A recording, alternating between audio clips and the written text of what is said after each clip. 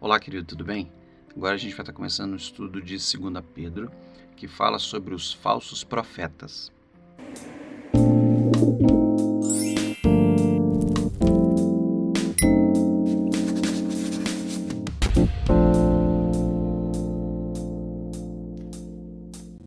O trecho que Pedro escreve a respeito de falsos profetas revela a preocupação de Pedro, e a gente conversou na introdução de 2 Pedro, que Pedro queria resolver algumas questões ligadas justamente a falsos ensinos nas comunidades que ele prega ali na região da Macedônia, e essa carta seria uma carta que rodaria as igrejas, e Pedro queria corrigir esse problema que estava acontecendo por lá.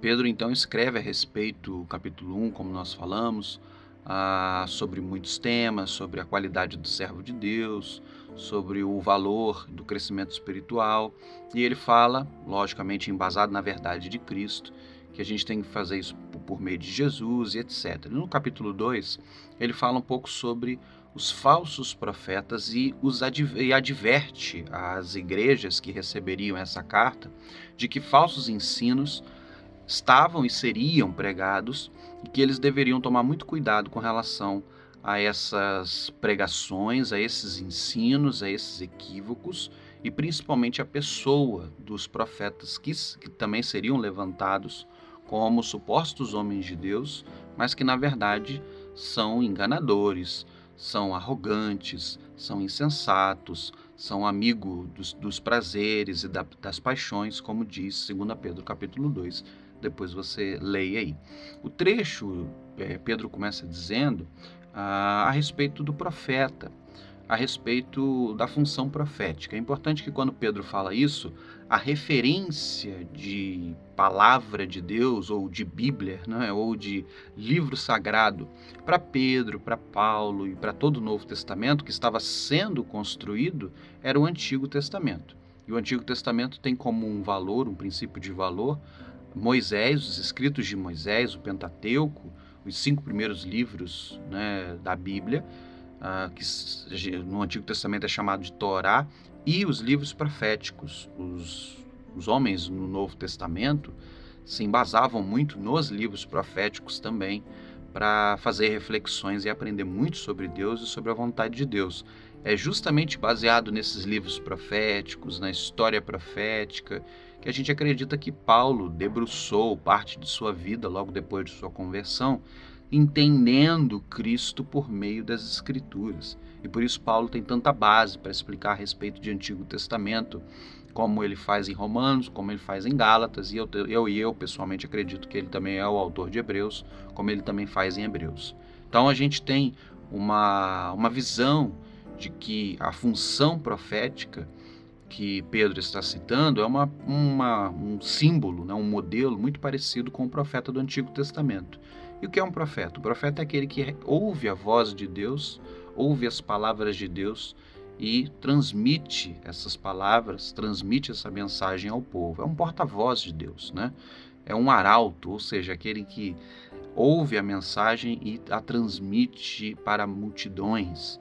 Ora, também no Antigo Testamento você vê o Espírito Santo tomando posse do profeta, utilizando sua voz e seu coração também para pregar a mensagem. É muito comum você ver também textos dizendo que o Deus Todo-Poderoso tomou, né, a voz, tomou sobre si, encheu o homem, ungiu o profeta, e o profeta falou coisas maravilhosas, não é? Vindas, obviamente, de sua mentalidade, de sua razão, de sua consciência, mas num processo espiritual e de inspiração e de iluminação divina direta naquele período ali.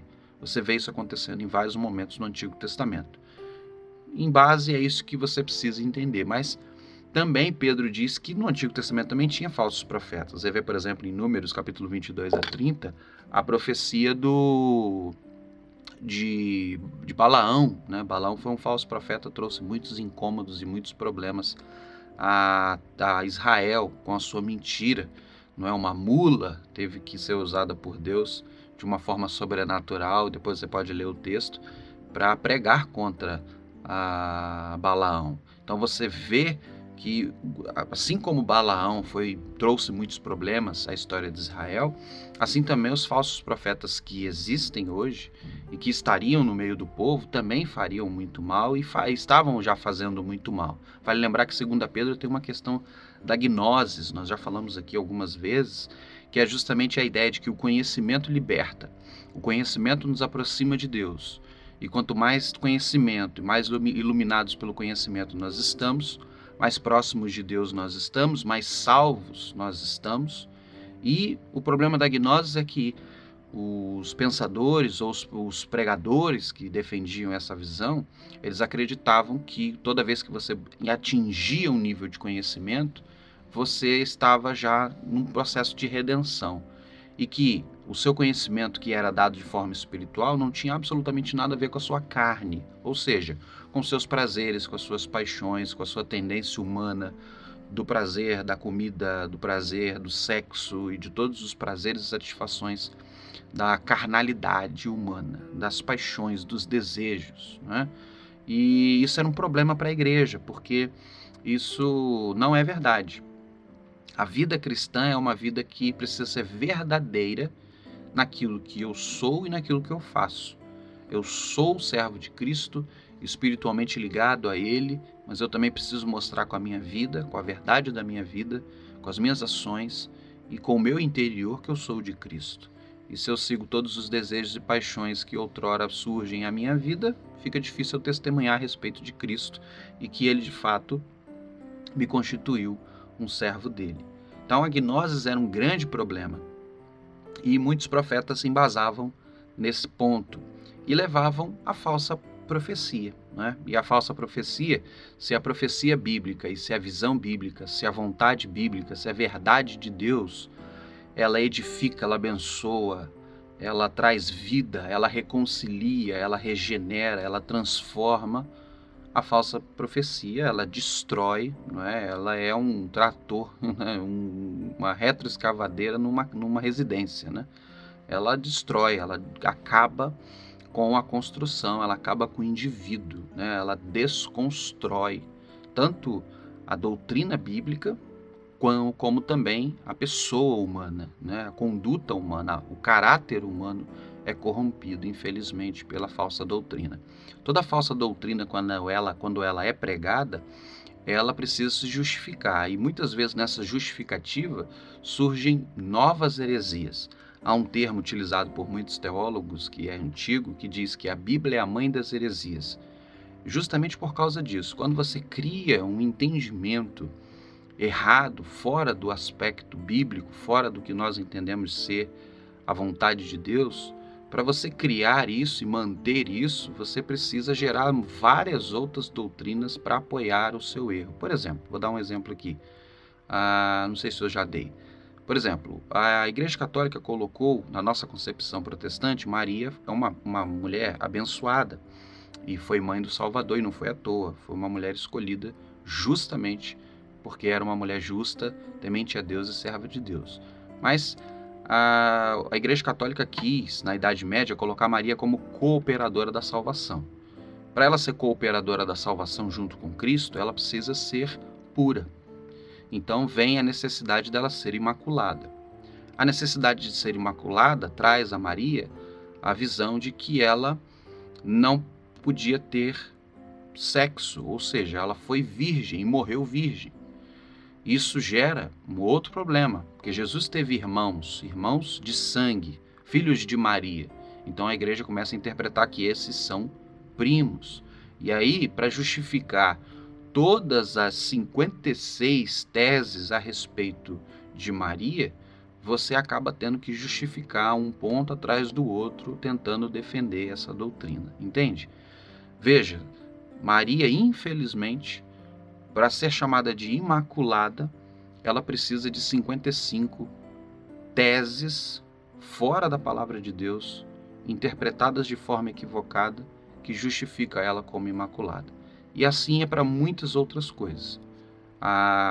Respeitamos, óbvio, a doutrina católica, mas Maria não é cooperadora da salvação, né? Santa Maria, Mãe de Deus, rogai por nós agora e na hora de nossa morte.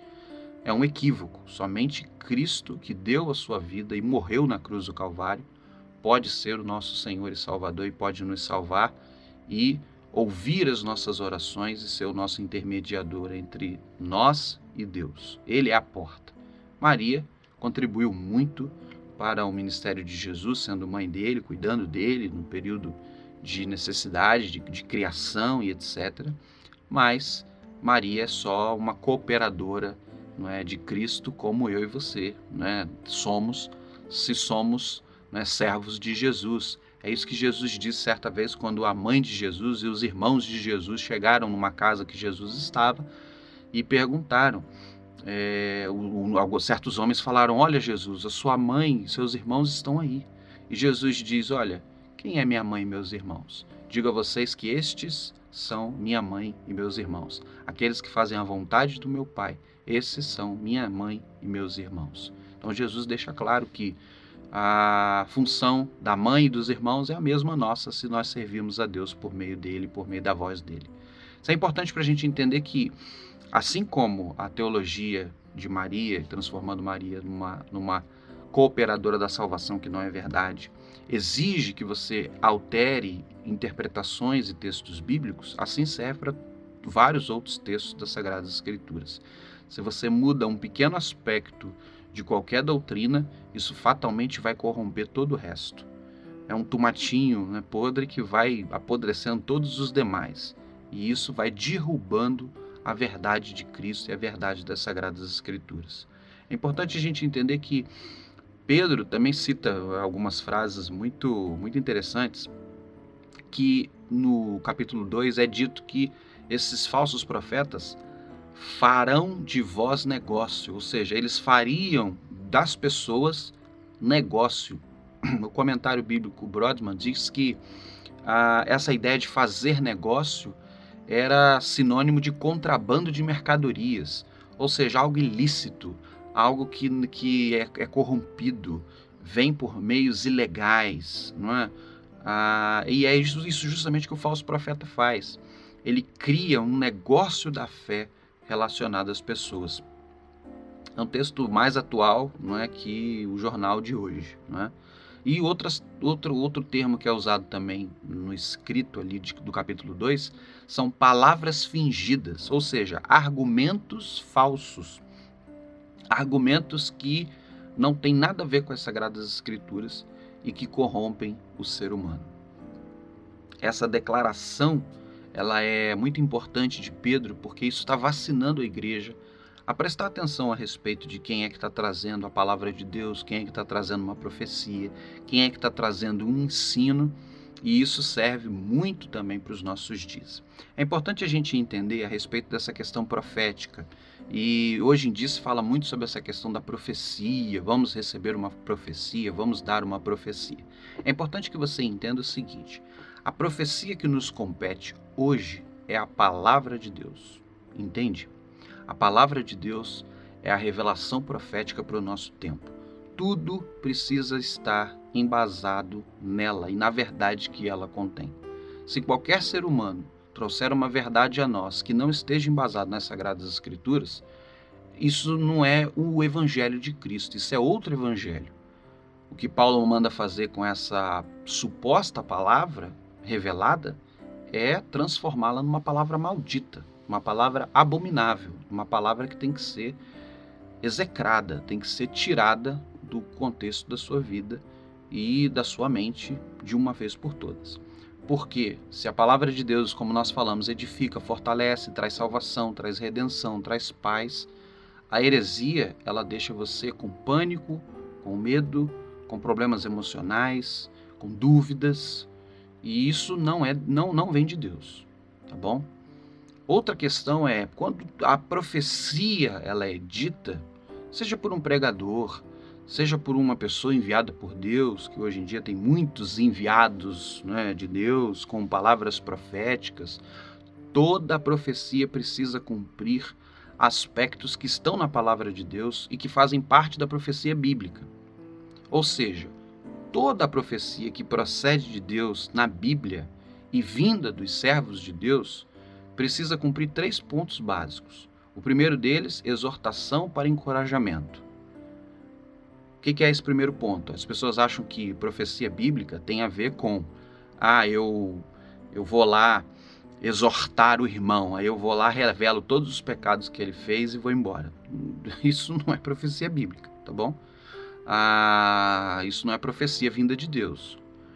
A ideia da exortação da profecia, se você for olhar os profetas, as declarações proféticas do Antigo Testamento, Isaías, Jeremias, Ezequiel, você percebe que o profeta sempre condenou o pecado. Mas toda a profecia no Antigo Testamento, depois de citar vários problemas que o povo estava vivendo, todas elas dizem: mas se vocês hoje ouvirem a voz do Senhor, o Senhor vai endireitar suas veredas, o Senhor limpará as vossas vestes, o vosso coração, mesmo que vocês estejam sujos como a escarlata, Deus fará vocês brancos como a neve. O propósito da profecia sempre é o encorajamento do indivíduo a buscar a Deus e permitir este mesmo Deus maravilhoso transformá-lo de acordo com os planos, propósitos redentores de Cristo Jesus para a vida do indivíduo. Então a exortação não é chegar lá e falar: eis que te digo, varão, né? E citar todos os problemas da pessoa. Isso não é profecia bíblica. Profecia bíblica é quando você reconhece sim que o indivíduo tem erro, mas você oferece ele um caminho de redenção. Isso é profecia bíblica. Isso vem de Deus. Profecia bíblica não é virar para uma pessoa e falar: você dobrou a esquerda aí, pegou o caminho errado, hein? Se lascou. Não é isso. Profecia bíblica é quando você diz: olha, esse caminho aí que você pegou não é o melhor. O melhor é esse aqui conduz para o céu. Essa é a profecia bíblica que Deus espera para nós. O segundo aspecto da profecia, toda profecia que vem de Deus precisa ser encorajamento. Ponto 2, edificante. Precisa ser edificante, sabe? Precisa fortalecer a fé. O indivíduo que ouve a nossa palavra, ouve a nossa voz, precisa sair de perto de nós edificado, fundamentado, alicerçado, entende? Toda profecia que vem de Deus deixa o indivíduo, sabe, cheio da certeza do amor de Deus, da fé em Cristo Jesus, da esperança de uma vida melhor no futuro, quando nós estivermos com Deus, na esperança, na segurança de Deus, na esperança de que Deus está ouvindo as nossas orações, que Deus está junto de nós na nossa caminhada, mesmo nas dificuldades. Isso é profecia de Deus. Toda profecia de Deus, ela vem com o propósito de edificação. Precisa edificar, tornar a pessoa melhor, mais preparada para as intempéries, para a vida junto a Jesus Cristo. E o terceiro propósito, da profecia bíblica é evangelismo, é revelar as boas novas, ou seja, Cristo morreu e ressuscitou e agora é o Senhor e Salvador de cada um de nós. Toda a profecia bíblica precisa cumprir esse aspecto. Eis que te digo, amanhã você vai passar uma grande calamidade. Isso não é profecia bíblica. Por quê? Porque ela gera medo, pânico, desespero. Toda profecia que tem como propósito revelar o futuro, você pode colocar na prateleira, entendeu? E você pode jogar fora, porque não serve, não presta. O próprio Cristo disse para nós: basta cada dia o seu próprio mal. Não compete a nós saber do futuro. Não nos compete a nós ser revelado o futuro.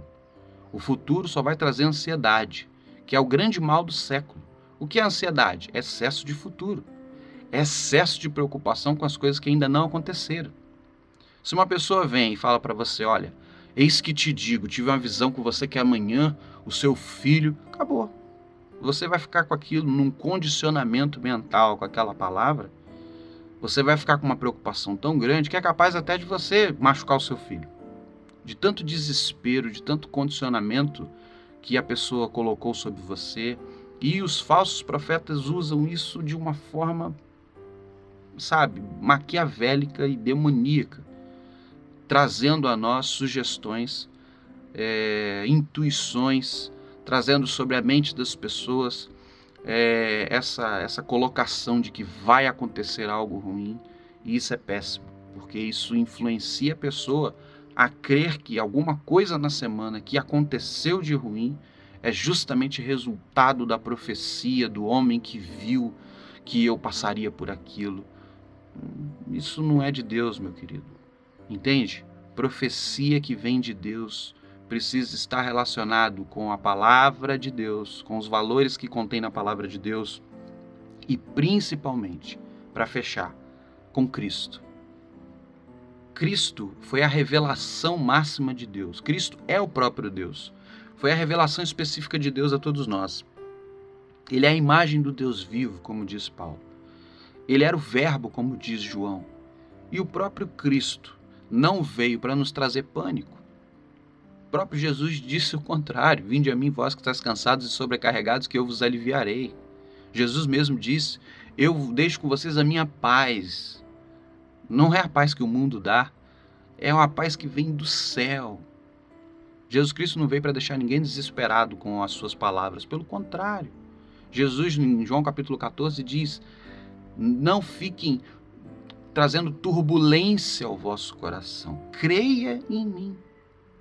A palavra de Deus, a palavra de Cristo especificamente, a voz de Cristo na Bíblia, nos Evangelhos, é sempre uma palavra de esperança, de ânimo, de leveza, sabe? Uma palavra que nos deixa feliz, amados, em paz, e não uma palavra que traz problemas, prejuízos, maldições. Eis que Deus está dizendo que as coisas negativas vão acontecer com você. Isso não procede de Deus. Nenhum profeta bíblico fez isso. Nenhum profeta bíblico, se você fizer uma análise, pegou uma palavra e jogou para a pessoa para citar ou para dizer que a pessoa vai ser amaldiçoada ou que a pessoa vai passar por grandes problemas. Nada disso. A voz de Deus sempre é uma voz de esperança, uma voz de salvação, uma voz de reconciliação, uma voz de demonstração do caminho. Muitas vezes é uma voz, sim, que nos chama ao arrependimento, que nos mostra o erro, mas sempre com propósito soteriológico, sempre com propósito da salvação, sempre com propósito da regeneração.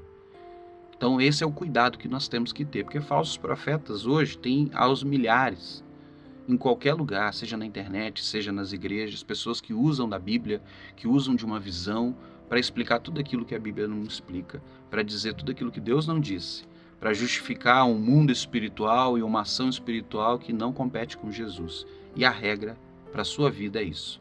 Se não é encorajamento, se não é edificação, se não é evangelismo, se não está respaldado em Cristo, no amor de Cristo, na salvação de Cristo, na esperança de Cristo, meu querido, essa palavra profética não vem de Deus. Ela é demoníaca. Joga fora, porque se você não jogar fora, ela corrompe a sua mente e o seu coração. Ela te enche de medo, de pânico, de insegurança e de incertezas. Isso não vem de Jesus. Gostou do estudo? Compartilha, mostra esses estudos para as pessoas e que semana que vem a gente estude novamente, ainda em 2 Pedro, falando um pouco sobre o texto no capítulo 2, um termo específico que eu quero trabalhar com vocês, tá bom? Deus abençoe a sua vida em nome de Jesus.